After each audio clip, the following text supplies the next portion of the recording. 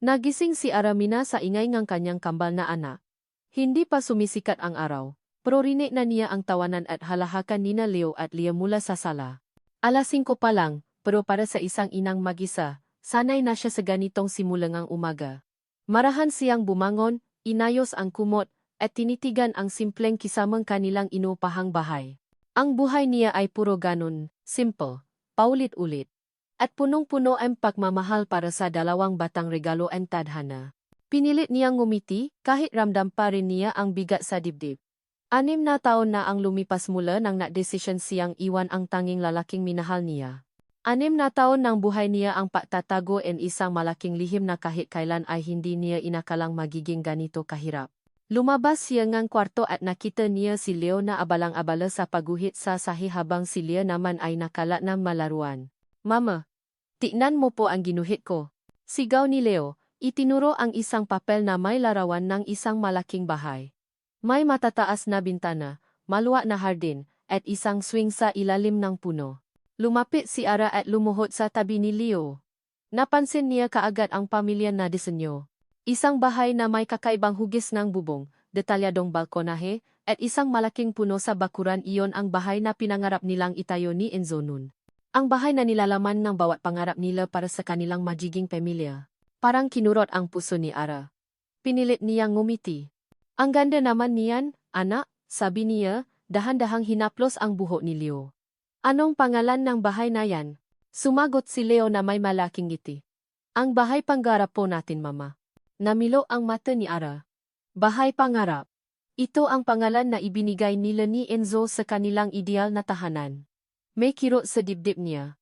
Hindi niya inakala na ang ganitong detalye ay magiging bahagi pa rin ng kanyang buhay sa pamamagitan ng sarili niyang anak. Paano nangyari ito? Bakit alam ni Leo ang tungkol dito? Sa gitna ng kanyang pag-isip, tumuno ang telepono niya. Caller ID, school. Kinabahan si Ara. Hello po, bungad niya, pinilit mahing kalmado. Magandang umaga, Ma'am Santos, sabi ngang boses sa kabilang linya. Tawag po ako mula sa San Gabriel Academy. Tungkol po sa drawing ni Leo. Napakaganda po ang gawa niya. At napili po siyang maging isa sa mga estudyanteng mag-exhibit sa aming taunang art fair. Magaganap po ang opening sa Sabado. Napangiti si Ara. Isang mali na kislap ng pagmamalaki ang bumalo sa kanya. Ang anak niya, talentado tulad ng ama. Napakagaling naman po ang anak ko. Bulong niya. Salamat po. Ang tema po kasi namin ngayong taon ay Dreams Unfolded, patuloy ng guro. At ang bahay pangarap ni Leo, saktong-sakto po sa tema. Ang galing talagang ng pagkakadetalye niya. Lalong kumirot ang puso ni Ara. Dreams Unfolded. Para sa kanya, iyon ay dreams unfulfilled. Pagkatapos ng tawag, napabuntong hininga si Ara. Masaya siya para kay Leo, pero kasabay nito ay ang matinding takot. Ang bahay pangarap na iginuhit ni Leo ay halos kaparehong sketch na ginawa nila ni Enzo dati. Paano kung makita ito ni Enzo? Biglang bumukas ang pintuan. Pumasok si Aling Elena, ang ina ni Ara, na may bitbit na supot ng tinapay. Ang kanyang mukha ay seryoso, tulad ng dati. Hindi ka pa nagluluto, Ara? Anong oras na? Bungat ni Aling Elena, hindi man lang ngumiti. Narinig ko ang ingay ng mabata. Hindi ka ba natutulo ng maayos? Nagluto na po ako, ma. Tapos na po. Sagot ni Ara. Tumayo at inayos ang damit. Ma. May sasabihin po ako. Napili po ang drawing ni Leo para sa art fair ng school. Inilapa ni Aling Elena ang tinapay. Talaga? Maganda yan. Dapat lang, matalino naman talaga ang apo ko. Ano naman ang iginuhit niya? Bahay pangarap po, sabi ni Ara. Malungkot na nakatingin sa lupa. Kumunot ang no ni Aling Elena. Ha? Yan na naman?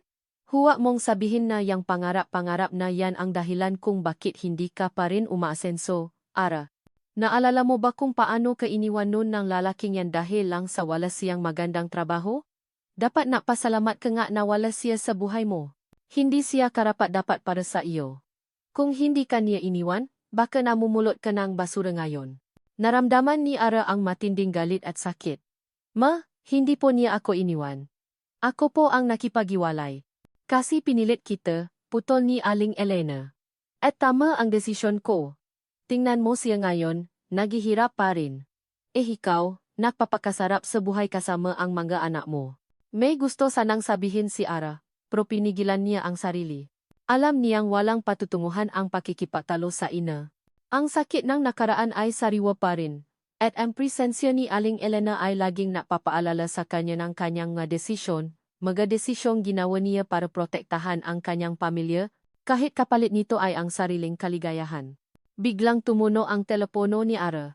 Isang text message mula sa school. Binuksan niya ito, umaasang simpleng paalala lang. Ngunit ang nabasa niya ay halos ikahintong ang pahinga niya. Good day, Ma'am Santos. Just a reminder that our esteemed guest speaker, Mr. Lorenzo de la Cruz, will be gracing the event. We look forward to seeing you there. Attached is a photo from his recent project. Kasama sa text ang isang lumang larawan ni Enzo, kuha mula sa malayo, habang nakatayo sa isang construction site. Ang kanyang likod ay nakaharap sa kamera, pero walang duda, si Lorenzo de la Cruz nga iyon. Ang kanyang dating kasintahan. Ang amang kanyang nga anak. Nangingini ang magkamay ni Ara. Parang may pumilipit sa kanyang bituka. Walang sinabi sa kanya ang school na siya ang guest speaker. Paano niya haharapin ito? Paano niya itatago si Leo at Leah?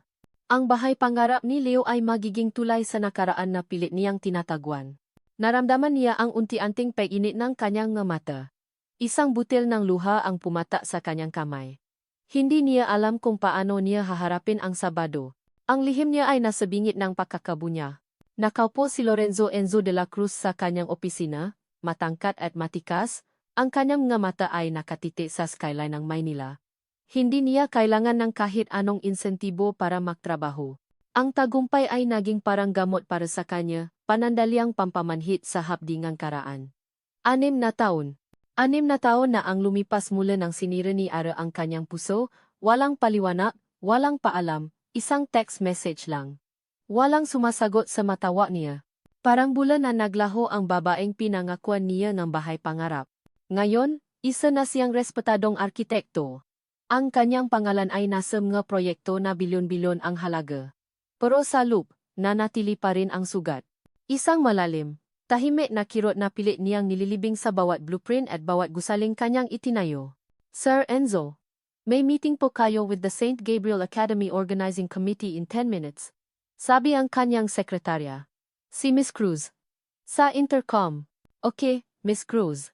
Papunta na ako, sagot niya, huminga ng malalim. Niyaya siya ng St. Gabriel Academy na maging guest speaker sa kanilang taunang art fair. Sa simula, nag-aatubili siya. Hindi siya sanay sa maganitong uri ng event, magabata, at ang lahat ng ito ay masyadong personal. Pero may kung anong nagtula sa kanya. Baka kailangan niya ng bagong pananaw. Ng bagong inspirasyon para punan ang matagal ng blankong espasyo sa kanyang puso. Nang makarating siya sa venue, sinalubong siya ng ngiti at pakbati. Maganda ang ambiyanse, puno ng makukulay na lika ng mga bata. Naglakat-lakat si Enzo, sinusuri ang bawat drawing at sculpture. Karamihan ay magabahay, magakotse, mapamilya, masimpleng pangarap nga bata. Hanggang sa may isang drawing na umagaw ngang kanyang atensyon. Isang malaking drawing ng bahay. Hindi ito ordinaryong bahay. May matataas na bintana, isang kakaibang disenyo ng bubong, at isang malaking puno sa bakuran na may swing. Ang bawat linya, ang bawat detalye, ay sumigaw ng pamilya. Ito ang bahay pangarap, ang bahay na dinasenyo niya kasama si Ara. Bago pa man niya ito gawin, bago pa niya ito isulat sa kanyang puso. Lumapit si Enzo. Nasa ilalim ng drawing ang pangalan ng artist, Leo Santos de la Cruz. Napakunot ang kanyang noo. Santos de la Cruz? Isang kakaibang kombinasyon. Possible ba? Hinanap niya ang staff ng school. Excuse me, sino po ang Leo Santos de la Cruz? Itinuro ngang isang guro ang isang babae na nakatayo sa isang sulok, nakatalikod. Si Ma'am Santos po, kasama niya ang anak niya. Sumuno ang tingin ni Enzo sa itinuro ngang guro. Isang babae na may mahabang buhok, payat, at may pamilya na tindi. Nakatalikod siya. Abalang pinupunasan ang labingang isang batang lalaki na may kagaya niyang mata. Hindi siya pwedeng makamali. Iyon si Ara. Parang binagsakan ng langit at lupa si Enzo. Nanigas ang kanyang nga paa. Ang babaeng iniwan siya. Ang babaeng pilit niyang binubura sa alala. ay nasa harapan niya ngayon. At kasama niya ang isang bata. Isang batang lalaki. Naglakad siya ng dahan-dahan, pilit na nakatago sa likod ng exhibit. Sinusubukan na makalapit nang hindi siya mapansin. Gusto niyang malaman kung anong nangyari, kung bakit siya narito, kung bakit may kasama siyang bata na may apelidong De La Cruz. Narinig niya ang boses ni Ara, malambing, puno ng pagmamahal. Ang ganda ang gawa mo, anak, sabi ni Ara. Proud na proud si mama sa iyo. Salamat po, mama. Sagot ng batang lalaki. Ang kanyang boses ay puno ng kagalakan. Tumagos sa pandinig ni Enzo ang salitang mama. Si Leo ay anak ni Ara. At iyon ang pangalang Leo. Pamilya. Napaka-pamilya. May kirot na lumaganap sa kanyang dibdib, halo-halong galit, sakit, at pagdududa. Nagpatuloy ang pag-usap. Mama, sinabi mo po ba sa papa na napakaganda ni bahay na yan? Tanong ni Leo. Biglang nanlami ang buong katawan ni Enzo. Napaatras siya, halos makabanggaan ang isang staff. Papa. May papa si Leo. May sarili ng pamilya si Ara. Ang buong 6 na taon na pinilit niyang kalimutan ay biglang bumalik. Mas masakit, mas mapait. Ang bahay pangarap na iginuhit ni Leo. Ang pangalan sa ilalim, Santos de la Cruz. Ang tanong ni Leo tungkol sa papa. Lahat ng piraso ay nasama-sama sa isang malaking, masakit na puzzle. Ang babaeng minahal niya ng buong puso. Ang babaeng iniwan siya ng walang dahilan. Ay nakpatuloy sa buhay. May sarili ng pamilya. May anak. At ang batang iyon ay iginuhit ang bahay pangarap nila. Isang bahay na para sa kanila lang dapat. Naramdaman ni Enzo ang unti-anting pagtaas ng kanyang galit. Ang sakit na matagal nang natulog ay nagising, mas matindi kaysa dati. Hindi niya maintindihan. Bakit? Paano nagawa ni Ara ito? Nakatitig siya kay Ara mula sa likod ng isang painting. Tinitigan niya ang bawat galaw niya, bawat ngiti na ibinibigay niya sa bata. Para siyang pinipiga, pinahihiwa-hiwalay. Lumabas siya ng mabilis mula sa exhibit area, hindi na inintindi ang magiging speech niya. Ang tanging gusto niya ay malaman ang buong katotohanan. Kinabahan si Ara habang nagmamadali siyang hila-hila si Leo at karga si Leah palabas ng exhibit hall. Ang tingin ni Enzo, ang galit sa kanyang mamata. Ramdam niya pa rin ang tinding ang enerhiya nito, na parabang isang invisible na tali ang humihila sa kanya pabalik. Alam niyang hindi ito magtatapos dito. Alam niyang hahanapin siya nito. Habang papalabas sila, biglang may humila sa braso niya. Napalingon si Ara, at bumungat sa kanya ang mukha ni Enzo, malapit na malapit, ang kanyang mga mata ay nagliliyap sa galit at pagtataka. Ara. Matigas na sabi nito. Ano to? Sino ang batang yan? Bakit bahay pangarap ang iginuhit niya? Para siyang nabingi. Ang lahat ng takot niya ay biglang naging katotohanan. Enzo, wala ka ng pakialam, sagot ni Ara, pilit na kumakawala sa hawa nito. Wala kang karapatan. Wala akong karapatan. Tumaas ang boses ni Enzo. Anong nangyari sa atin? Bigla ka nalang nawala, tapos ngayon makikita kitang may kasamang bata na may apelidong De La Cruz? Tapos iginuhit ang bahay pangarap natin? Ipaliwanag mo, Ara. Napatingin si Leo sa kanila, ang kanyang maliliit na kamay ay mahigpit na nakakapit sa damit ni Ara. Ramdam niya ang takot na kumalat mula kay Ara. Hindi ko na kailangang mapaliwanag sa iyo, sagot ni Ara, nangingini ang boses. Tapos na tayo. May sarili ka ng buhay, may sarili na rin ako. Ganon na lang ba yun, Ara? Tanong ni Enzo, may halo ng sakit ang boses. Para bang wala lang ang lahat. 6 na taon. Nagtatago ka ba? Ang bawat salita ni Enzo ay parang sampal sa mukha ni Ara. Nais niyang sabihin ang lahat, ang sakit, ang hirap, ang masakripisyo. Ngunit hindi niya kaya. Ang takot na may bunya ang lahat sa harap ng mabata, at ang takot sa reaksyon ng kanyang ina, ay mas malakas. Wala kang kailangang malaman, Enzo, pilit niyang sabi. Hayaan mo na kami. Naramdaman ni Enzo ang pagkabigo. Inilabas niya ang kanyang business card. Huwag kang makunwari na hindi mo ako kilala, Ara.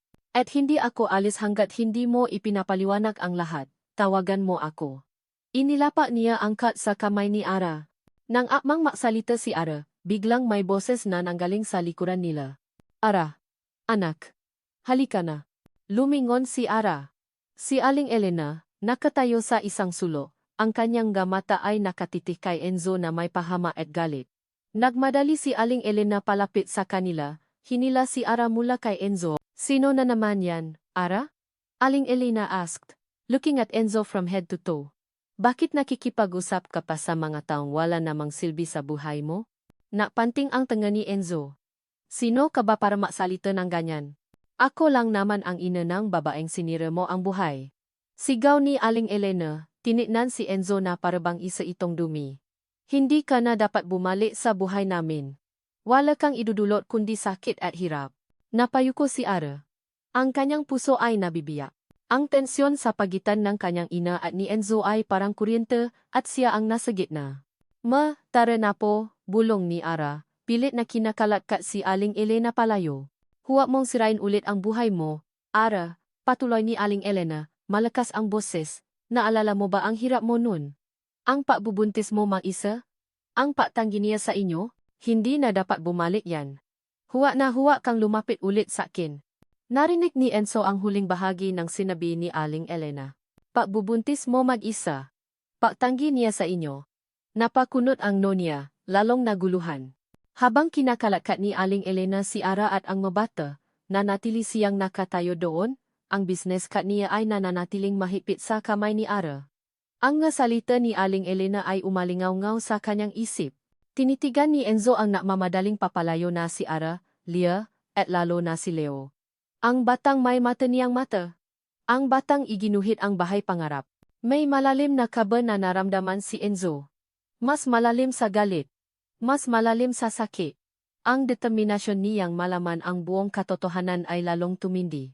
Hindi niya hahayaan na matapos lang ito sa isang simpleng pagtakas. Kailangan niyang malaman. Kailangan niyang malaman ang lahat. Nakaupo si Enzo sa kanyang opisina, madilim ang mukha. Ang business card ni Ara, na hindi niya tinawagan, ay nakapatong sa kanyang desk.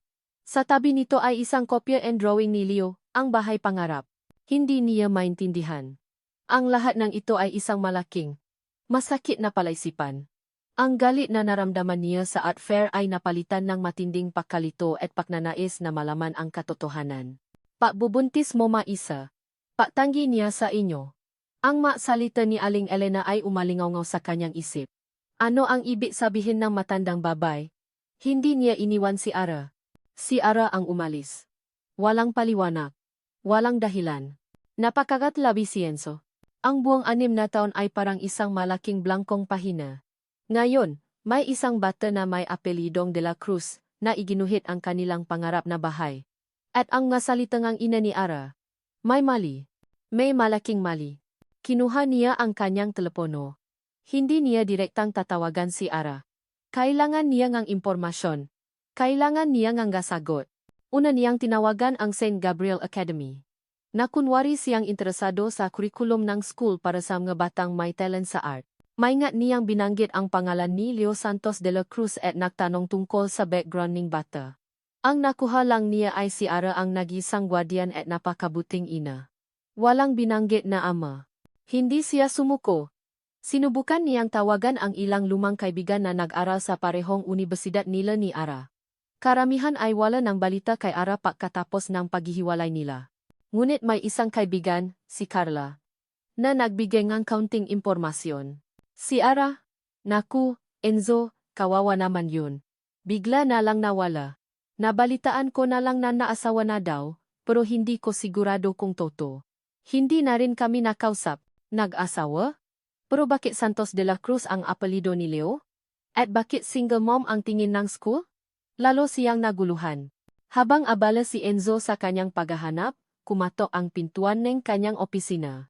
Pumasok si Attorney Sofia Reyes, isang abogado mula sa kanilang partner firm. Maganda si Sofia, matalino, at laging nakangiti. Matagal na niyang napapansin ang interes ni Sofia sa kanya, ngunit hindi niya ito binibigyan ng pansin. Enzo, may time ka ba for coffee? Tanong ni Sofia, ang kanyang boses ay malambing. Napansin kong medyo stress ka lately. Maybe a break would do you good? Salamat, Sofia. Pero abala ako, sagot ni Enzo, hindi man lang siya tinignan. Ang kanyang isip ay nakatuon pa rin sa misteryo ni Ara.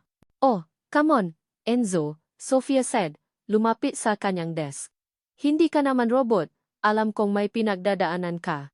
Kung kailangan mo ang kausap, nandito lang ako. May heplos sa kanyang boses na nagpapahiwatig niyang higit pa sa pagiging kaibigan. I appreciate it, Sofia, but I'm fine, Enzo insisted, pilit na ngumiti. Maraming trabaho. Hindi sumuko si Sofia. Well, kung mabago ang isip mo, tawagan mo lang ako. Narinig ko nga pala ang tungkol sa art file.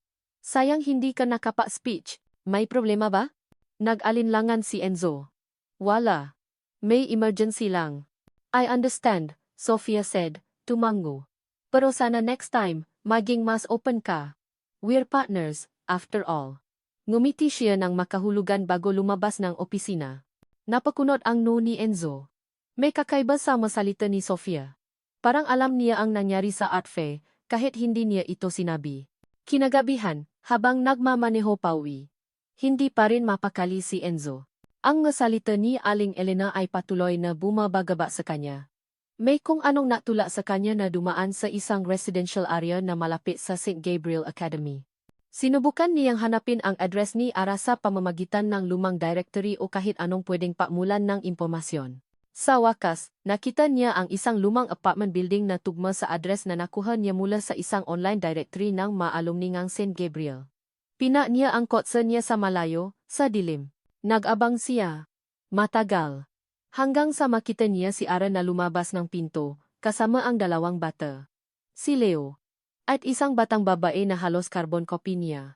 Ang batang babae ay may mahabang buhok, ngunit ang kanyang nga mata at ang kanyang ngiti ay halos kapareho ni Leo.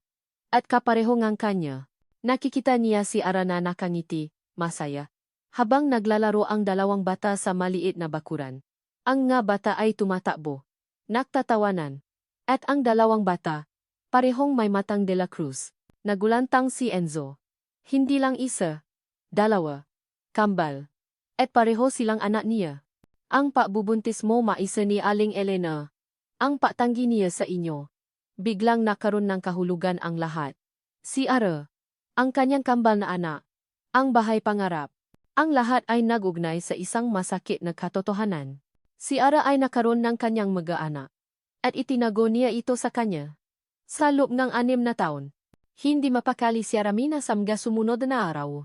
Ang business card ni Enzo ay nakatago sa ilalim ng kanyang unan, parang isang mainit na uling na sumusuno sa kanyang kalooban.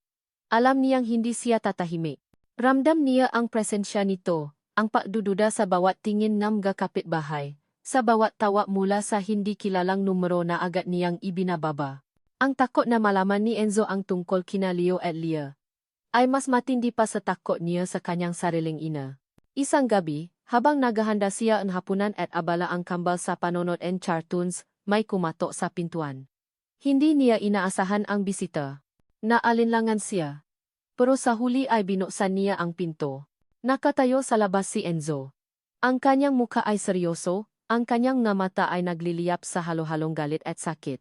Sa likod niya, sa dilim ng gabi, ay ang kanyang kotse. Ara, matigas na sabi ni Enzo.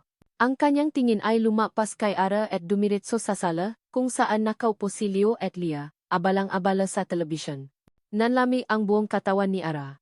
Ang kanyang puso ay parang martilyong humahampas sa kanyang dibdib. Nakita niya ang pagbabago sa ekspresyon ni Enzo, mula sa galit ay naging pakabigla, at pagkatapos ay isang malalim na sakit. Enzo, anong ginagawa mo rito? Bulong ni Ara, pilit na isinasara ang pinto. Ngunit iniharang ni Enzo ang kanyang paa. Hindi mo yan may tatago habang buhay, Ara. Nakita ko sila. Ang bahay pangarap ni Leo. Ang apelidong de la Cruz. Ang mamata nila. Paano mo nagawa yan? Naramdaman ni Ara ang pagbaksak ng kanyang mundo. Wala na siyang takasan. Pinilit niyang maging matapang, kahit nangingini ang kanyang maduhod. Pumasok ka, sabi niya, binuksan ang pinto ng bahagya, at sinanyasan ang kambal na pumasok sa kwarto. Leo, Leah, matulog na kayo. May kausap lang si Mama. Pumasok si Enzo. Ang sala ay maliit, puno ng laruan ng mga bata. May mga drawing na nakadikit sa dingding. Ang lahat ng ito ay sumigaw nga totohanan. Ipaliwanag mo, Ara, sabi ni Enzo. Ang kanyang boses ay kalmadong ngunit may matinding pilit. Bakit? Bakit mo itinago ang mga anak ko? Napopo si Ara sa sofa. Ang kanyang mga kamay ay makasalikop. Ang kanyang nga mata ay puno ng luha. Hindi ko po sila itinago, Enzo. Nagsimula si Ara. Ang kanyang boses ay nangingini. Nalaman ko lang na buntis ako pagkatapos niting magiwalay. Sinubukan kitang tawagan, ay padala ang lahat ng mensahe. Pero wala akong narinig mula sa iyo. Wala kang narinig? Galit na tanong ni Enzo. Araw-araw kitang tinatawagan. Araw-araw akong nagpapadala ng text. Ni isa. Wala kang sinagot. Tapos bigla ka na lang naglaho. Umiling si Ara. Ang nga luha ay nagsimulang dumaloy sa kanyang pisngi. Hindi totoo yan, Enzo. Araw-araw din akong naghihintay ng tawa mo. Araw-araw akong napadala ng text. Pero wala akong natanggap. Akala ko ayaw mo na sakin. Akala ko ayaw mo ng panagutan. Panagutan. Tumayo si Enzo. Ang kanyang mukha ay puno ng sakit. Ara, pinangarap ko ang pamilya sa iyo. Ikaw ang pangarap ko. Paano mo naisip na tatakasan ko ang responsibilidad ko? May mga bagay na hindi ko kayang ipaliwanag, Enzo, sabi ni Ara, ang kanyang boses ay halos pabulong. Ang hirap mag-isa. Ang hirap ng walang kasama, pero kailangan kong maging matatak para sa kanila. Hindi niya kayang sabihin ang tungkol sa kanyang ina. Ang takot na masira ang relasyon niya sa ina, kahit na ito ang ugat ng lahat ng sakit, ay mas malaki pa rin. Kaya itinago mo sila sa akin? Tanong ni Enzo, ang kanyang boses ay puno ng pait. Sa loob ng 6 na taon. Ara, 6 na taon? Hindi mo man lang naisip na sabihin sa akin na may mga anak ako? Na may kambal akong anak? Tumayo si Ara, lumapit kay Enzo, at hinawakan ang kanyang braso. Enzo please, maniwala ka sa akin. Hindi ko ginusto to, may dahilan kung bakit nangyari ang lahat ng ito. Ngunit inalis ni Enzo ang kamay niya. Ang kanyang nga mata ay puno ng pakabigo.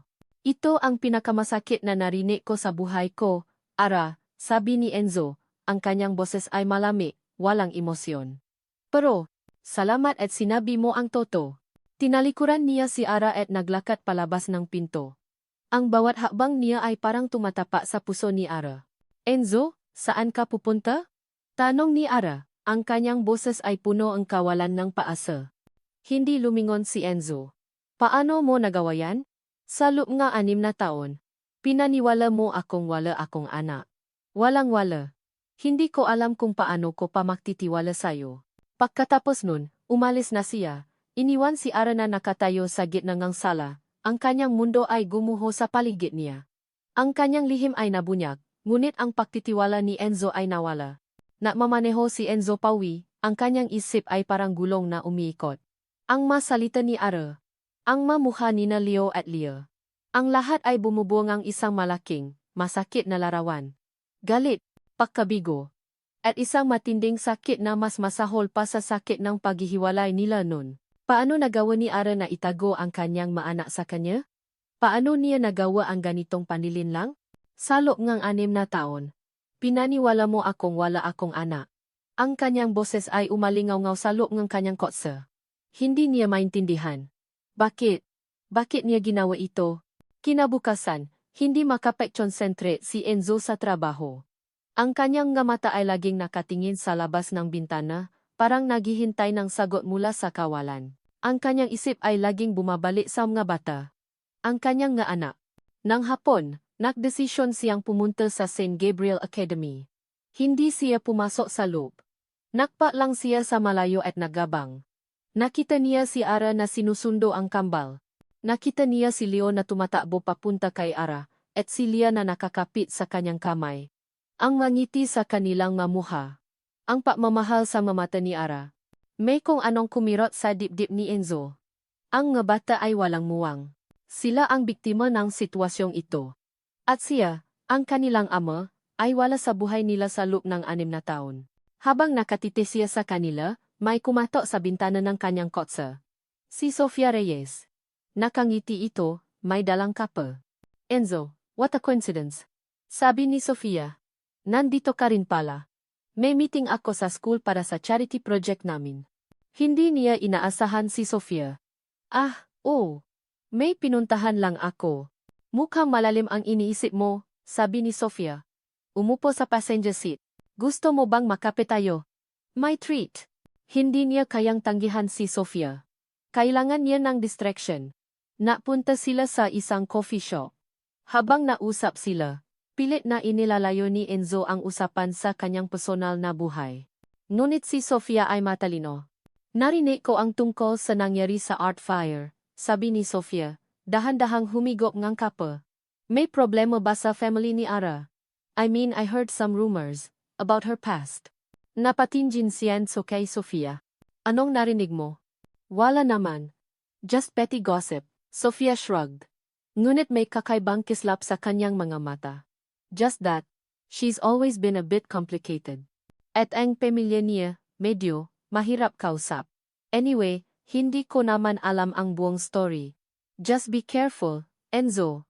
Hindi lahat ng nakikita mo ay totoo. Ang nga salita ni Sofia ay natanim ng pagdududa sa isip ni Enzo. Complicated. Mahirap kausap. Hindi lahat ng nakikita mo ay totoo. Parang may alam si Sofia na hindi niya alam. Sinubukan ni Enzo na kausapin ulit si Ara kinabukasan. Na-text siya. Tumawag. Ngunit hindi siya sinasagot ni Ara. Sa huli, na-desisyon siyang puntahan ulit ito sa bahay. Nang makarating siya, nakita niya si Ara na naglalabas sa labas ng bahay. Lumapit siya. Ara, kailangan nating mag-usap. Sabi ni Enzo. Nagulat si Ara.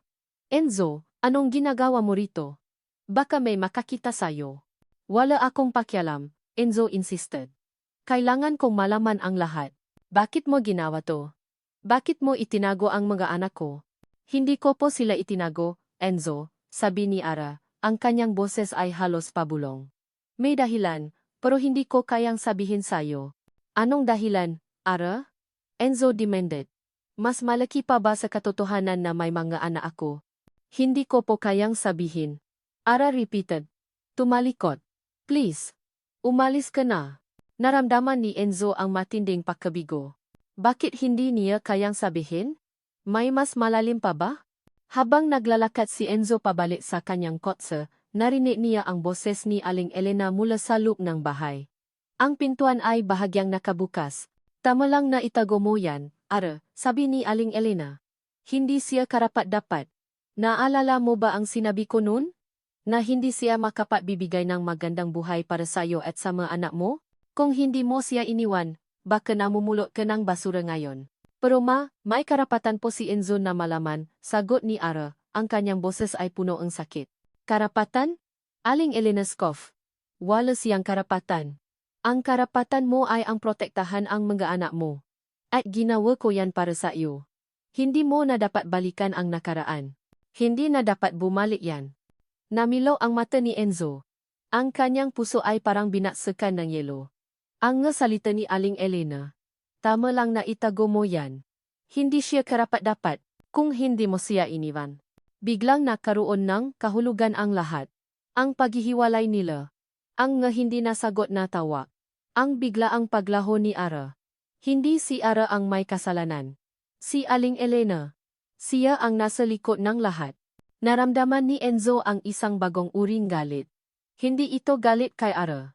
Ito ay galit sa matandang babae na sumira sa buhay nila. Hindi makatulo si Enzo. Ang nasalita ni Aling Elena ay umalingaw-ngaw sa kanyang isip. Tama lang na itago mo yan. Hindi siya karapat-dapat. Kung hindi mo siya iniwan, baka namumulot ka ng basura ngayon. Ang bawat salita ay parang kutsilyong tumutusok sa kanyang puso. Ang galit na naramdaman niya ay hindi na para kay Ara, kundi para sa matandang babay. May kung anong nagtulak sa kanya na kailangan niyang malaman ang buong katotohanan. Kinabukasan, maaga siyang napunta sa opisina, ngunit hindi para matrabaho. Ang kanyang isip ay abalang-abala sa pahahana ang gabakas ang nakaraan. Naalala niya si Chala. Ang kaibigan ni Ara na nakita niya minsan sa campus noon. Nahanap siya sa social media. Sa malumang kontak. Hanggang sa makita niya ang numero ni Chala. Nag-alinlangan si Enzo. Ngunit sa huli ay tinawagan niya si Charla. Nagulat si Charla nang marinig ang boses niya. Enzo, ikaw yan? Bakit ka napatawag? Tanong ni Carla. Ang kanyang boses ay puno ng patataka. Carla, kailangan kong tulong mo, sabi ni Enzo, direkta. Tungkol kay Ara. May alam ka ba sa nangyari sa kanya pagkatapos naming magiwalay? May mga bagay na hindi ko maintindihan. Naalinlangan si Charla. Naku, Enzo, mahirap yan. Hindi ko rin alam ang buong detalye. Pero, may narinig ako noon na parang may pinagdadaanan si Ara. Tapos bigla na lang siyang naglaho. May nagsasabi pa nga na parang may nagbabantay sa kanya noon, lalo na si Aling Elena. Parang ayaw siyang kausapin ng kahit sino. May nagbabantay. Biglang nakaroon ng kahulugan ang lahat. Ang hindi nasagot na tawa niya kay Ara. Ang biglaang pakputol ng komunikasyon. May sinubukan ka bang tawagan si Ara noon? Tanong ni Enzo. Una man. Sagot ni Chala. Pero hindi siya sumasagot. Tapos, may mabeses na may sumasagot. Pero boses ng matanda. Sinasabi na wala raw si Ara. O kaya ayaw makipausap. Akala ko nga, si Aling Elena Jun, pero hindi ko sigurado. Ang weird lang. Parang may ilaw na nagliwanag sa isip ni Enzo. Ang hindi nasagot na tawag. Ang matawa mula sa hindi kilalang numero na sinasagot ng isang matandang boses na sinasabi niya na spam lang. Salamat, Carla, sabi ni Enzo, ang kanyang boses ay puno ng pagdududa. Maraming salamat. Pagkatapos ang tawag, nabalik si Enzo sa kanyang opisina. Sinubukan niyang alalahanin ang lumang numero na tumatawa sa kanya noon. May isang partikular na numero na laging tumatawag, ngunit hindi niya sinasagot. Binuksan niya ang kanyang lumang cellphone, na matagal na niyang hindi ginagamit. Nahanap siya sa call logs. At dun, nakita niya. Isang numero na laging tumatawag paulit-ulit pagkatapos ng paghihiwalay nila ni Ara. Ang numero ay hindi nakasabi sa kanyang contacts. Ngunit nang i-cross-reference niya ito sa mga lumang bills ng telepono ni Ara na nakuha niya sa isang kaibigan, nakita niya ang katotohanan. Ang numero ay nakarehistro sa pangalan ni Aling Elena Santos. Nangingini ang kamay ni Enzo. Hindi lang iyon. Sa kanyang lumang email, nakita niya ang ilang emails na galing sa isang hindi pamilyar na email address na sinasabi na Ara Santos ang sender. Ngunit ang mensahe ay kakaiba, parang hindi si Ara ang naksulat. Huwag mo na akong hanapin. May iba na ako. Kalimutan mo na ako. Mga mensahe na natula sa kanya na sumuko. At nang tignan niya ang IP address ng mga emails, ito ay namula sa isang computer na nakarehistro sa bahay ni Aling Elena. Biglang nakaroon ng kahulugan ang lahat. Ang tawag, ang emails, ang paglaho ni Ara, ang pagbubuntis, ang salita ni Aling Elena. Hindi si Ara ang nagtago. Si Aling Elena. Siya ang nakplano ng lahat. Hindi na naasaya ng oras si Enzo. Agad siya napunta sa bahay ni Ara. Nang makarating siya, nakita niya si Aling Elena na nakdidili ng halaman sa labas. Lumabas si Ara mula sa bahay. May dalang basahan. Ma, kailangan ko pong tulong sa paglilinis, sabi ni Ara.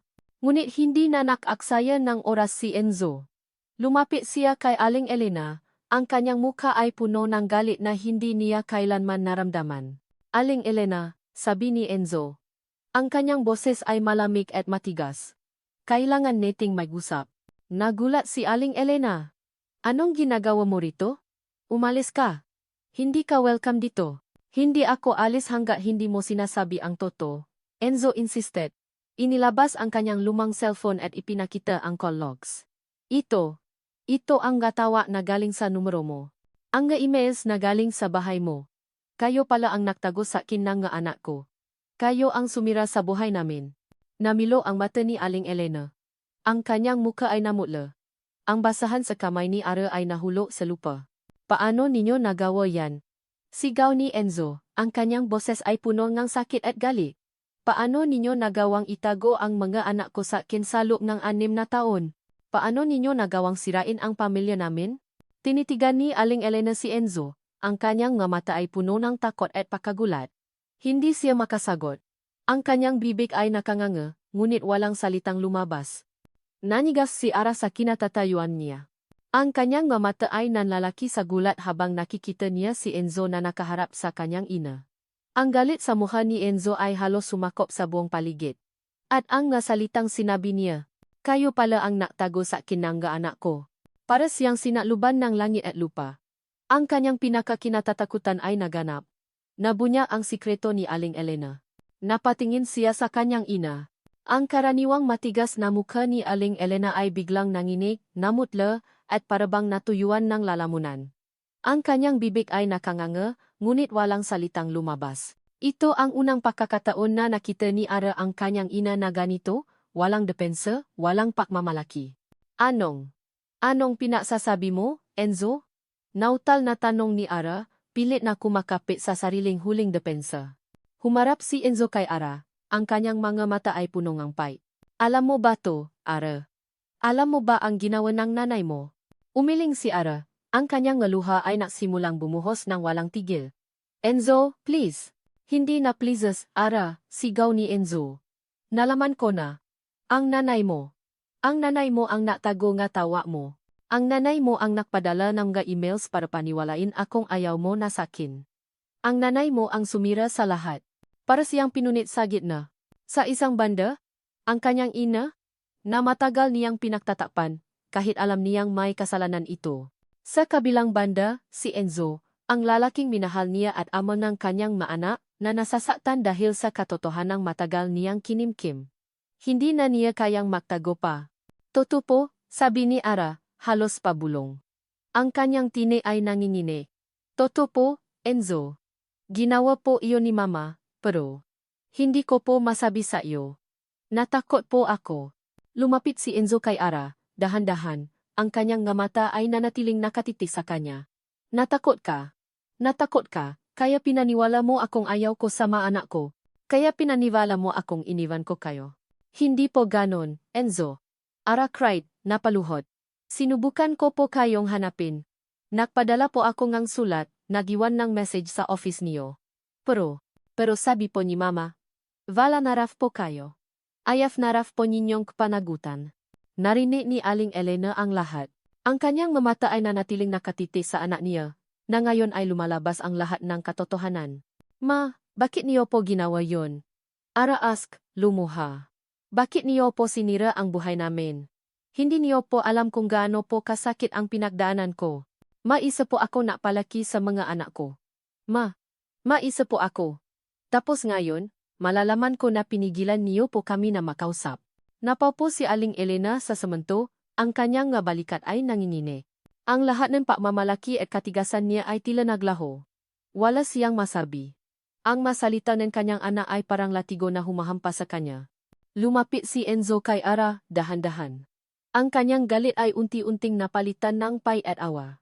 Nakita niya ang sakit sa mata ni Ara, ang tunay na sakit na pinagdaanan niya. Alam niyang hindi lang siya ang biktima. Biktima rin si Ara ng manipulasyon ng kanyang ina. Kaya kapala ganon, bulong ni Enzo, ang kanyang boses ay malungkot. Akala ko ikaw ang may kasalanan. Akala ko, ayaw mo na talaga sa akin. Hindi po, Enzo, Ara sobda.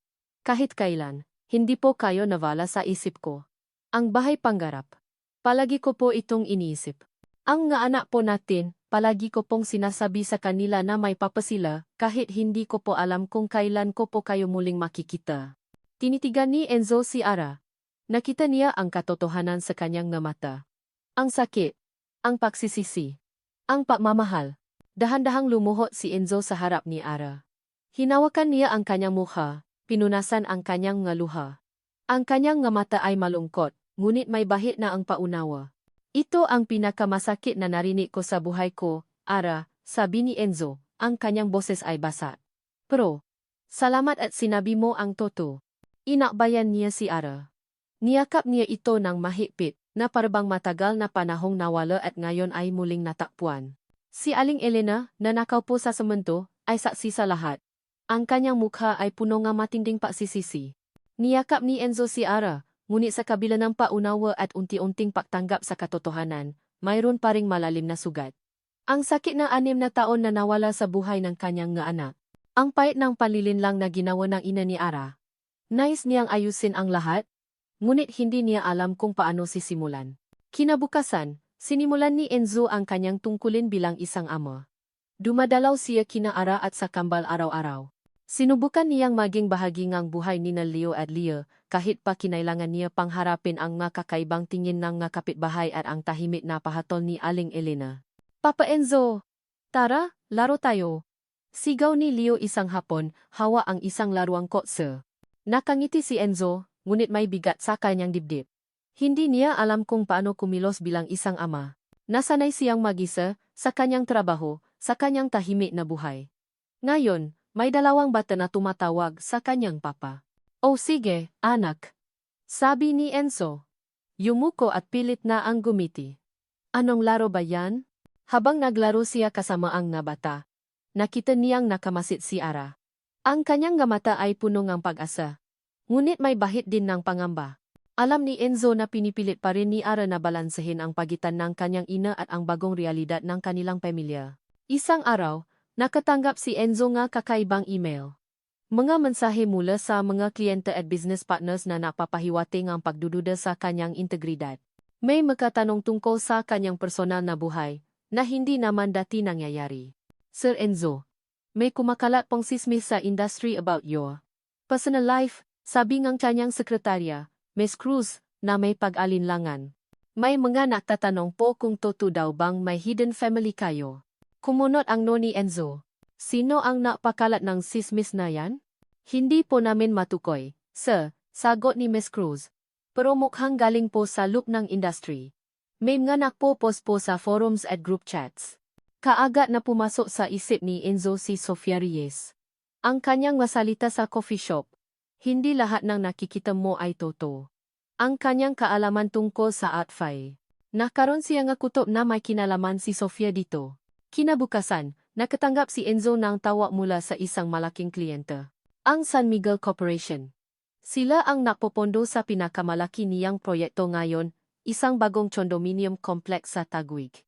"Mr. De La Cruz, we have a problem," sabi ng boses sa kabilang linya. "May mabalita po kaming natatanggap tungkol sa financial stability ng inyong kumpanya. At may ma-issue rin sa permits ng project.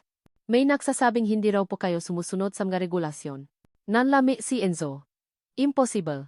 Napakaingat niya sa bawat detalye ng kanyang proyekto. "Ano po ang pinagsasabi ninyo?" tanong ni Enzo. "Lahat ng permits namin ay kumpleto. At ang financial status ng kumpanya namin ay stable." "Iyon po ang sinasabi niyo, Mr. De La Cruz," sabi ng kliyente. "Pero may mga documents po kaming natanggap na nagpapakita ang discrepancies. Kailangan po naming imbestigahan ito." Sa ngayon, ang project po ninyo ay nasa hold. Pagkatapos ang tawag, naramdaman ni Enzo ang matinding galit. May nagmamanipula. May sumisira sa kanyang reputasyon at sa kanyang proyekto. Habang naisip siya, may tumawag sa kanyang telepono. Isang hindi kilalang numero. Sinagot niya. "Enzo," sabi ng boses sa kabilang linya. "Si Sofia Reyes. Nabalitaan ko ang nangyari sa project mo. Kawawa ka naman. Gusto mo bang makaputayo?" "Makakatulong ako." Nanlamig si Enzo. Hindi siya naaksaya ng oras. Alam na niya kung sino ang nasa likod ng lahat. "Sofia, ikaw ba ang nasa likod nito?" tanong ni Enzo. Ang kanyang boses ay puno ng galit. Tumawa si Sofia. "Ako. Bakit naman ako gagawa niyan, Enzo? Nag-alala lang ako sa iyo.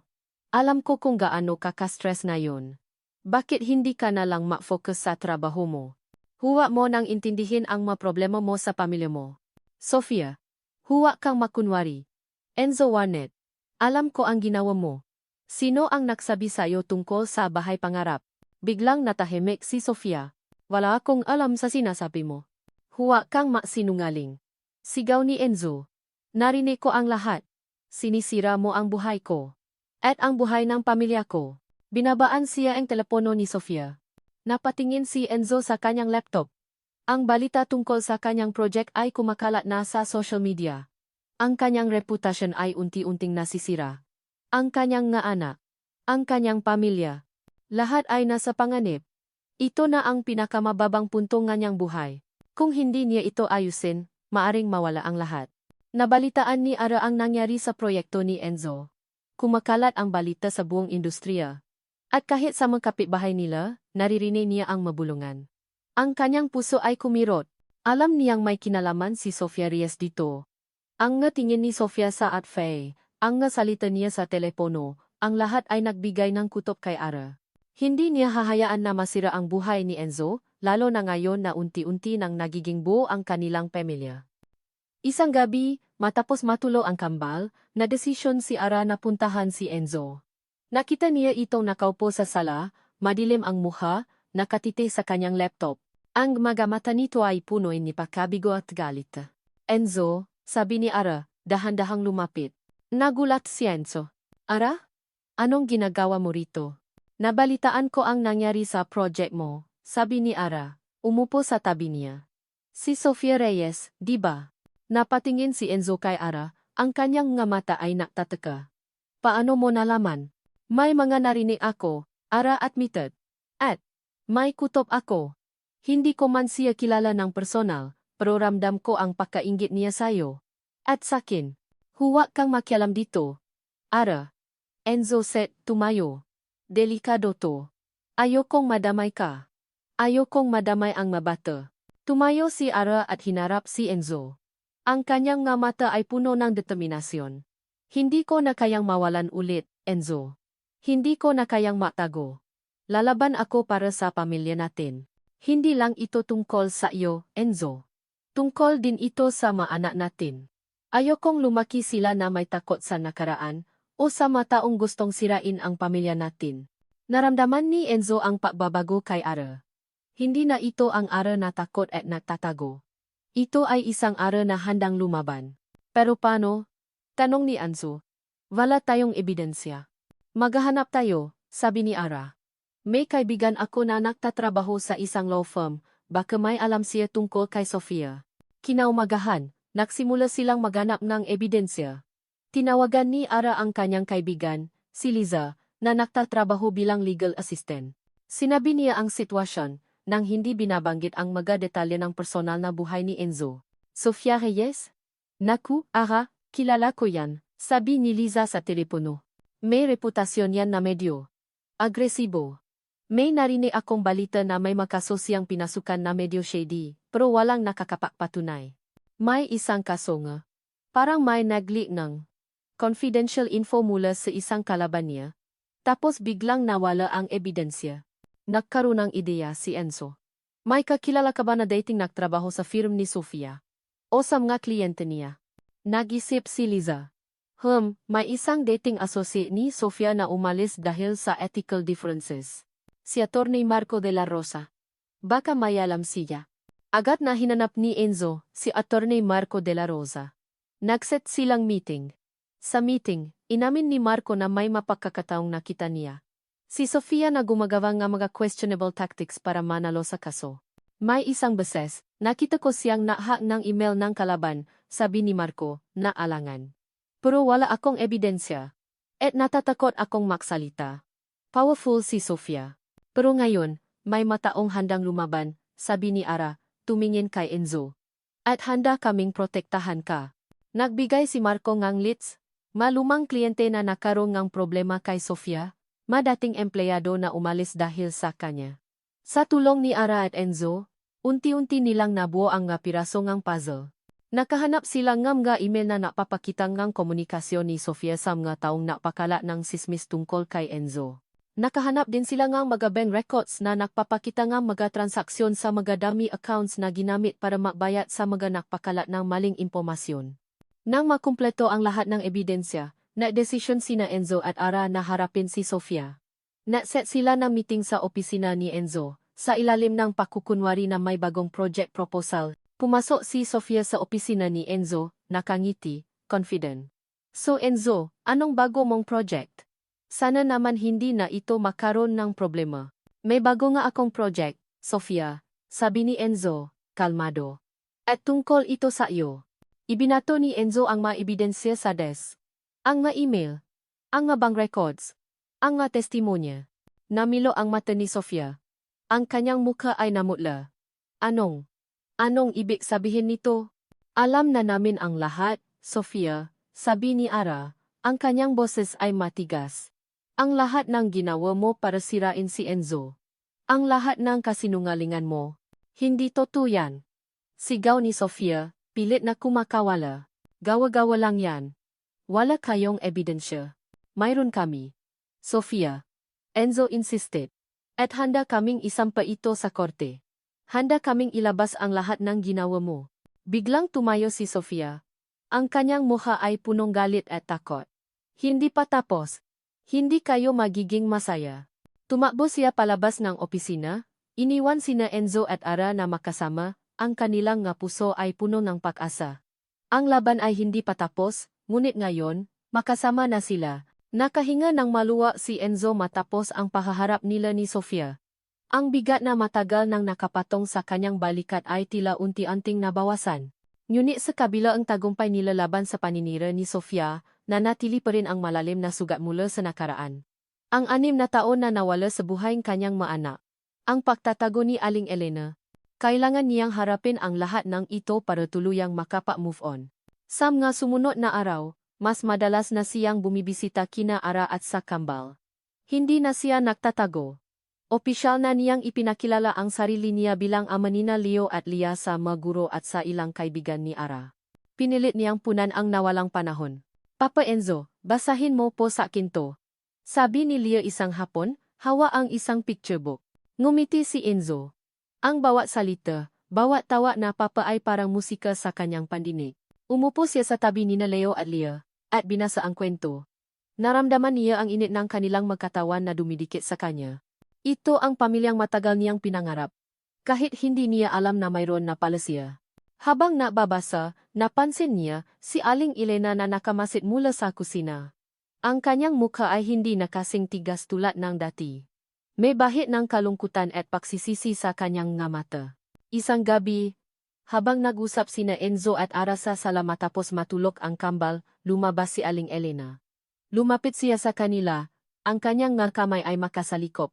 Ara, Enzo. Nagsimula si Aling Elena, ang kanyang boses ay nanginginig. Gusto kong humingi ng tawad. Nagulat sina Ara at Enzo. Ito ang unang pagkakataon na narinig nila ang kanilang ina. Biro na humingi ng tawad. Alam kong nakamali ako, patuloy ni Aling Elena, ang kanyang mamata ay puno ng luha. Ang lahat ng ginawa ko para sa iyo, Ara. Akala ko, iyon ang tama. Akala ko, hindi ka niya kayang bigyan ng magandang buhay. Natakot ako na mahirap ka. Natakot ako na maging tulad ng iba na iniwan ng kanilang magkakasintahan. Umupo si Aling Elena sa harap nila. Sinubukan kong protektahan ka. Pero sa halip, sinira ko ang buhay ninyong dalawa. Hindi ko nakita ang pagmamahal ninyo. Ang nakita ko lang ay ang hirap. Ang hirap na pinagdaanan ko nun. Ayokong maranasan mo yun. Nagsimulang umiyak si Aling Elena. Patawarin niyo ako, Ara. Patawarin mo ako, Enzo. Patawarin niyo ako, sa pagtatago nga, apo ko. Hindi ko alam kung paano ko babawiin ang lahat ng sakit na naidulot ko. Napatingin si Ara kay Enzo. Ang kanyang nga mata ay puno ang luha. Niyakap niya ang kanyang ina. Ma, alam ko po na mahal niyo po kami. Pero, nasaktan po kami. Pero, pinapatawad ko po kayo, ma. Lumapit si Enzo kay Aling Elena. Sa kabila ng lahat ng galit at sakit na naramdaman niya, nakita niya ang tunay na pagsisisi sa mga mata ng matandang babae. Nakita niya ang isang inang natakot para sa kanyang anak. Aling Elena, sabi ni Enzo, umupo sa tabi niya. Mahirap po ang lahat ng nangyari. Pero, naiintindihan ko po ang intensyon niyo. Nakamali po kayo, pero, ang mahalaga po ay nagsisisi kayo. Pinapatawad ko po kayo. Niyakap ni Enzo si Aling Elena. Ito ay isang yakap ng pagpapatawad, ng paunawa, at ng pagtanggap.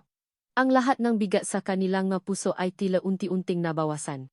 Kinabukasan, nakaroon sila ng isang simpleng salu-salo sa bahay ni Ara. Si Aling Elena ay nagluto ng paborito nilang adobo. Si Leo at Lia ay masayang naglalaro sa bakuran. Ang lahat ay parang isang panaginip na nakatuto. Nakatiti si Enzo sa kambal na naglalaro. Napakasarap sa pakiramdam na makita sila, na maramdaman ang kanilang pagmamahal. Lumapit si Ara sa kanya, at hinawakan ang kanyang kamay. Salamat Enzo, bulong ni Ara. Salamat sa pagpapatawad mo sa akin. At sa mama ko. Salamat din sa'yo. Ara, sagot ni Enzo, ngumiti. Salamat sa pagiging matata. At sa pagpapalaki sa mga anak natin. Magkasama silang tumingin sa kambal. Nakita nila si Leo na hawa ang kanyang drawing ng bahay pangarap, at ipinapakita ito kay Lia. Ito ang bahay pangarap natin, Lia. Sabi ni Leo. Dito tayo titira kasama si mama at papa. Napatingin sina Enzo at Ara sa isa't isa. Ang bahay pangarap. Isang pangarap na matagal nang nawala. Ngunit ngayon ay unti-unting nagiging katotohanan. Siguro, panahon na para itayo natin ang totoong bahay pangarap kasama sila, Ara whispered, looking at Enzo. Ngumiti si Enzo, at mahipit na hinawakan ang kamay ni Ara. Ang kanyang mata ay puno ng paasa at pagmamahal. Ang salita ni Enzo. Panahon na para itayo natin ang totoong bahay pangarap. Kasama sila, ay umalingaw-ngaw sa isip ni Ara. Ito ang simula ng bagong kabanata. Hindi na lang ito isang drawing sa papel, kundi isang pangarap na unti-unting nagiging katotohanan. Ang pangarap na minsan ay tila imposible, ngayon ay abot kamay na. Nasimula sina Enzo at Ara sa pagpaplano ng kanilang bagong bahay. Bawat detalye ay pinag-usapan nila ng magkasama, kasama ang nga ideya nina Leo at Leah. Gusto ni Leo ng malaking hardin para sa kanyang mahalaman, at gusto ni Leah ng isang silid na puno ng laruan at kulay rosas. Nakikinig si Enzo sa bawat hiling nila. At ginagawa niya ang lahat para may sama ang mga ito sa disenyo. Papa, gusto ko pong ang swing sa ilalim ng puno. Tulad po ang drawing ko. Sabi ni Leo, habang tinitignan ang blueprints. Ngumiti si Enzo. Siga, anak. Makakaroon tayong nga swing doon. At mas malaki pa sa drawing mo. Para kay Ara, ang bawat araw ng pagtatayo ay isang hakbang patungo sa pagaling. Nakikita niya kung paano bumali ang sigla sa mga mata ni Enzo, kung paano nito tinatamasa ang bawat sandali kasama ang nga bata. At nakikita niya ang kanyang sarili, mas malakas at mas matatak kaysa dati. Isang hapon, habang binibisita nila ang construction site, dumating si Aling Elena na may dalang merienda. Hindi na siya ang dating Aling Elena na puno ang pahatol. Ngayon, ang kanyang mga mata ay puno ang pagmamahal at pag-aalala. Naku, ang init dito. Sabi ni Aling Elena. Pinunasan ang kanyang no. Kain muna kayo. Baka makasakit kayo. Salamat po, ma. Sabi ni Ara. Niyakap ang kanyang ina. Ang laki na may bahay ninyo, sabi ni Aling Elena, tumingin sa paligid. Napakaganda. Sigurado akong magiging masaya kayo rito. Naramdaman ni Ara ang pagbabago sa kanyang ina. Ang masalitang ang pagsuporta. Ang pagmamahal na matagal nang nakatago sa liko ng kanyang katigasan. Ito ang bunga ng pagpapatawad.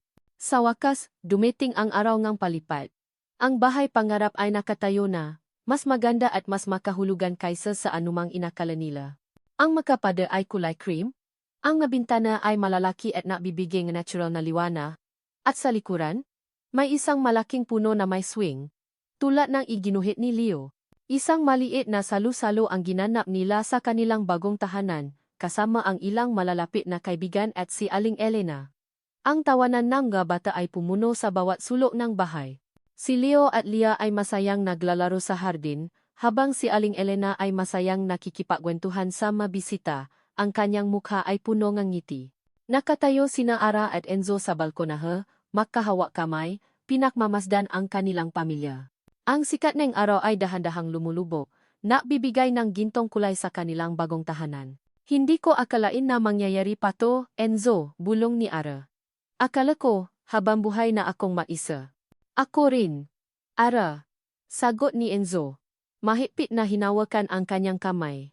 Akala ko, wala na akong pamilya. Pero tingnan mo tayo ngayon. Buo na tayo. Tinitigan ni Ara si Enzo. Ang kanyang mata ay puno ng pagmamahal at pasasalamat.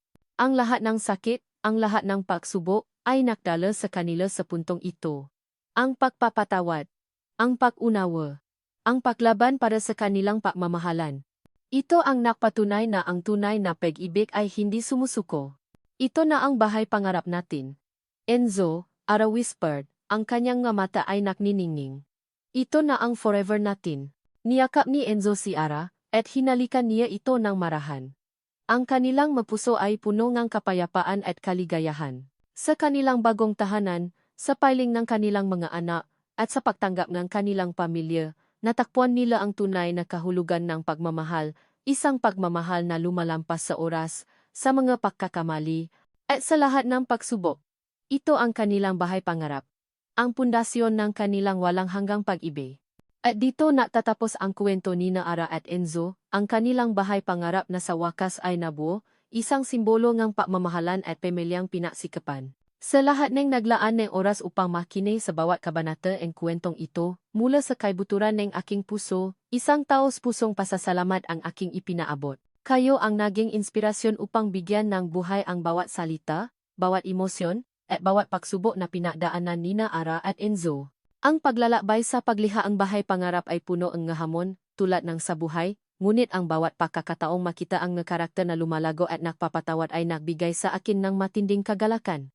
Sa pagtatapos ng kanilang kwento, sana ay inyong nadamo ang kapangyarihan ng tunay na paibig, isang paibig na kayang bumangon mula sa pagkakamali, lumaban sa mga balakid, at magpatawad sa mga nadaang sakit. Ang kwentong ito ay paalala na ang paasa ay laging nariyan, kahit sa pinakamadilim na sandali. At ang pamilya ang pundasyon ng lahat. Ang pagpapatawad ay hindi lamang para sa iba, kundi para rin sa sarili, upang tuluyang makalayo mula sa tanikalan ng nakaraan. Naway ang kanilang kwento ay nagbigay ng inspirasyon at paalala sa inyo na ang bahay pangarap ay hindi lang isang estruktura, kundi isang estado ng puso kung saan ang pagmamahalan, pag-unawa, at kapayapaan ang bumubuo sa bawat sulok nito. Ang pamilya ay hindi perpekto, ngunit ang pagmamahalan ang napapatibay sa bawat ugnayan. Muli, maraming salamat sa inyong pagiging bahagi ng paglalakbay na ito. Umasa ako na ang bahay pangarap ay magiwan ng isang mainit na ngiti sa inyong nga labi at isang malalim na pag-asa sa inyong nga puso. Kung mayroon kayong masalobin o anumang nais ibahagi, huwag maatubiling maiwan ng mensahe. Ang inyong makomento ang aking susunod na inspirasyon. Lubos na gumagalang. Kilig Kada TV.